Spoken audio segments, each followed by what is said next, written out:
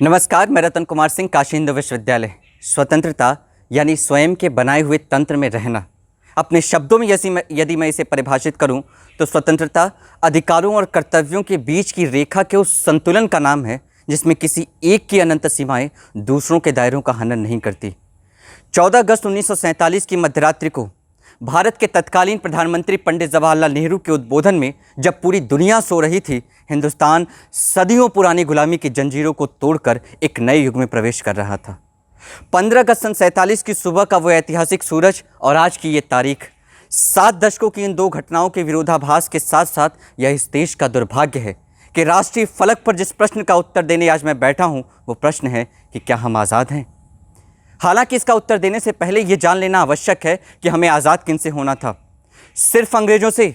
यदि हाँ, तो मैं क्या पूरा मुल्क दावे के साथ कह सकता है कि हम आज़ाद हैं? भारतीय संविधान के अनुच्छेद इस बात के दावे करते हैं कि हम आज़ाद हैं। महोदय, चाहे शीत युद्ध में गुटनिरपेक्षता की वैश्विक नीति हो या 1975 के आपातकाल के बाद लोकतंत्र की पुनर्स्थापना, 98 का परमाणु परीक्षण हो या आज भी सीमा पार जा अपनी सुरक्षा सुनिश्चित करने का पराक्रम, हर क्षण इस मुल्क ने यह महसूस किया है कि हम आज़ाद हैं। तो यदि राष्ट्र के रूप में हम स्वतंत्र हैं, यदि भारत के रूप में हम आज़ाद हैं, तो एक व्यक्ति के रूप में स्वतंत्रता पर संशय क्यों? यदि भारत आज़ाद है तो भारतीय गुलाम कैसे? इसका उत्तर कहीं ना कहीं इन्हीं पंक्तियों में छिपा है, क्योंकि राष्ट्र के समक्ष हम पूर्ण रूप से एक व्यक्ति या नागरिक कभी रहे ही नहीं। एक भारतीय के रूप में कभी हम जातियों में बटे थे तो कभी धर्म से प्रेरित थे, और भारत की इस अवस्था का उत्तरदायी आज हर वो व्यक्ति है जिसने दूसरों की निजता का उल्लंघन किया। हर वो परिवार जिम्मेदार है जिसने बेटी और बेटी में फर्क किया। हर वो गांव जो जातिगत टोलियों में बट गया। हर वो समाज जिसने अमीर और गरीब के बीच भेदभाव किया। वो मीडिया जो सत्ता के आगे सिर झुकाकर खड़ी हो गई। वो मतदाता जिनकी मुट्ठी में हर 5 वर्ष पर इस देश की हवाओं, इस देश की तकदीर को बदलने का अवसर था। हर वो विचारधारा जिसने राष्ट्रीय मूल्यों से समझौता किया। महोदय, या यूं कहिए कि पूरा का पूरा हिंदुस्तान उत्तरदायी है हिंदुस्तान की गुलामी के लिए। विभिन्नता के इन रंगों को सजो कर रखने के बजाय स्वतंत्र भारत के अब तक के उत्तराधिकारियों की अकर्मण्यता ने भारत की विभिन्नता को विभाजन का कारण बना दिया और अक्षुण्ण हिंदुस्तान को अब तक अंदर ही अंदर न जाने कितने टुकड़ों में तोड़ दिया। और महोदय, आलम तो ये है कि पूरा संविधान छोड़िए, हम उसके प्रस्तावना के कुछ मूल शब्दों को भी हिंदुस्तान के धरातल से अंगीकार करने में असफल रहे हैं।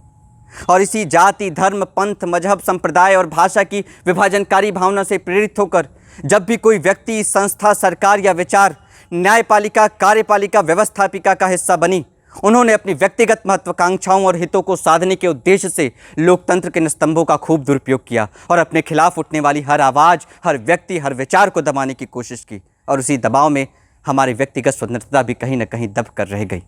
और आखिरी सवाल, क्या गुलामी भारतवर्ष के भाग्य का शाश्वत सत्य है? जी नहीं। लफ्ज़ के इस मंच के माध्यम से मैं पूरे आत्मविश्वास के साथ कहना चाहूँगा कि जिस रोज़ हिंदुस्तान का प्रत्येक नागरिक अपने अधिकारों के साथ साथ कर्तव्यों को महत्व देना शुरू कर दे, भारत के भाग्य से किसी भी प्रकार की गुलामी का वो आखिरी दिन होगा। क्योंकि अधिकारों से हम स्वयं की स्वतंत्रता, आज़ादी निर्धारित करते हैं, जबकि कर्तव्यों से दूसरों की स्वतंत्रता सुनिश्चित की जाती है। और शिक्षा जो दुनिया की प्रत्येक समस्या का सार्वभौमिक समाधान है, जिसकी बदौलत हम स्वतंत्रता के साथ साथ समानता व बंधुत्व की परिकल्पना को भी साकार कर सकते हैं।